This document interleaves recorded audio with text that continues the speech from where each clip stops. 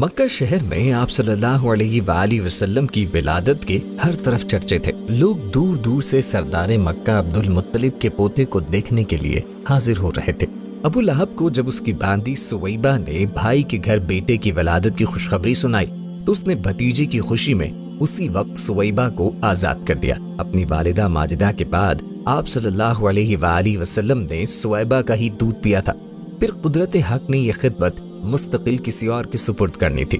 عرب میں یہ دستور تھا کہ بڑی قوموں کے لوگ اپنے دودھ پیتے بچوں کو ابتدا سے ہی دیہات میں بھیج دیتے تھے تاکہ وہ صاف و شفاف آب و ہوا میں پلے بڑھیں اور دیہات میں بولی جانے والی فصیح عربی زبان سیکھیں اور وہاں کا اصل تمدن اور عرب کی خصوصیات ان میں پیدا ہو جائیں۔ اسی دستور کے مطابق قبیلہ بنو سعد کی عورتیں دودھ پینے والے بچوں کو لینے مکے میں آئیں، مگر عبداللہ کے لخت جگر کو کسی بھی عورت نے قبول نہ کیا۔ دادا عبد المطلب اگرچہ سردار مکہ تھے مگر عمر زیادہ ہونے کی وجہ سے قریب المرگ معلوم ہوتے تھے۔ انہی عورتوں میں حلیمہ سعدیہ بھی تھیں۔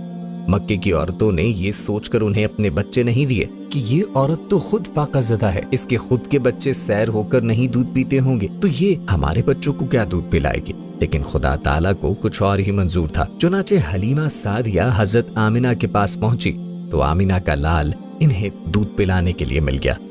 دوستو، ہمارا چینل سبسکرائب کر کے بیل کا بٹن دبا دیں تاکہ اس طرح کی مفید ویڈیوز کا نوٹیفیکیشن آپ کو بر وقت ملتا رہے۔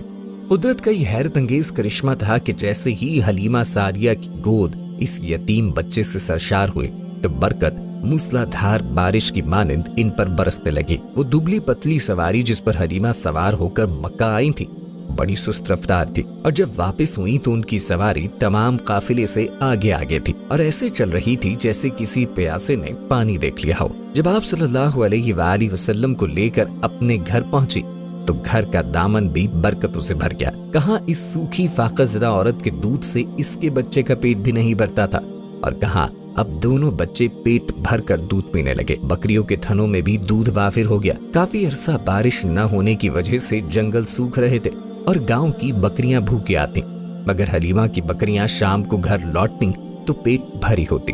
آپ صلی اللہ علیہ وآلہ وسلم جب کچھ بڑے ہوئے اور نوالا لینے لگے تو دوسرے بچوں کے برخلاف آپ کی چاہت ہوتی کہ جو آپ کو ملے وہی آپ کے دودھ شریک بہن بھائیوں کو بھی ملے۔ حلیمہ کہتی ہیں کہ ہم اللہ تعالیٰ کی طرف سے اسی طرح خیر و برکت کا مشاہدہ کرتے رہے یہاں تک کہ 2 سال گزر گئے اور آپ کے دودھ پینے کی مدت پوری ہو گئی۔ چنانچہ حضرت آمنہ کی امانت ان کے حوالے کرنے کے لیے مکہ آئیں، لیکن اتفاقاً انہی دنوں مکے میں وبا پھوٹ پڑی۔ حضرت حلیمہ کو گویا بہانہ مل گیا اور وہ بچے کو واپس لے آئیں کہ جب آب و ہوا ٹھیک ہو جائے گی تب پہنچا دیں گی۔ حلیمہ کے سب بچے آپ کا بہت خیال رکھتے تھے اور آپ سے محبت کرتے تھے، کبھی آپ کو اکیلا نہیں چھوڑتے تھے۔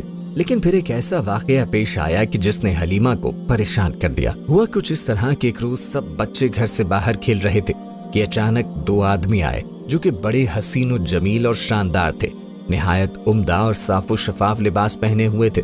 انہوں نے بچے کو اٹھایا اور الگ کہیں لے گئے۔ باقی بچے دوڑتے ہوئے گھر پہنچے اور واقعے کی اطلاع دی۔ حلیمہ اور ان کے شوہر جلدی سے پہنچے، دیکھا کہ آپ صلی اللہ علیہ وآلہ وسلم خوش و خرم اپنی جگہ موجود ہیں جبکہ کوئی اور وہاں موجود نہیں، البتہ چہرے پر کچھ اثر ہے۔ جب آپ سے پوچھا گیا کہ بیٹا کیا ہوا تھا، وہ آدمی کون تھے، تو آپ صلی اللہ علیہ وآلہ وسلم نے سارا واقعہ سنا دیا کہ ان دونوں نے مجھے لٹا کر میرا سینہ چاک کیا، پھر گوشت کا ایک ٹکڑا نکالا، اس کو چیر کر اس میں سے ایک سیاہ دانہ نکالا اور برف سے اسے دھو دیا، پھر اس کو اپنی جگہ رکھ دیا اور ٹھیک کر کے چلے گئے۔